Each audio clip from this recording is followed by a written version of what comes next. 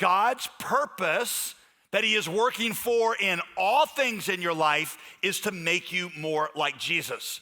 The good that he is working all things toward is not so much about giving you better circumstances as it is making you a better you.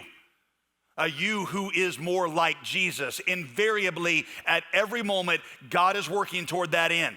That painful chapter in your marriage, that setback at work, that chronic illness, all of it was for this purpose.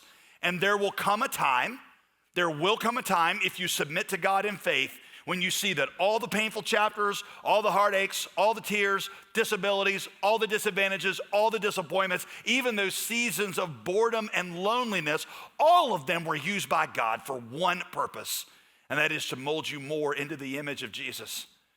What that means is that when you're in the midst of some kind of pain or boredom, instead of asking God to get you out of the trouble, you should also be asking God what you should get out of the trouble. Now, there's nothing wrong with asking God to get you out of the trouble. That's natural, but you should also be saying, God, if the reason that I go through this is to make me more like Jesus, not only am I interested in getting out of this trouble, I want to know what you want me to get out of this trouble. Does that make sense? Somewhere, at some time, in some way in eternity, you're going to have a Mr. Miyagi moment. And you're going to realize that the wax on, wax off, sand the floor, paint the fence moments were teaching you to be more like Jesus.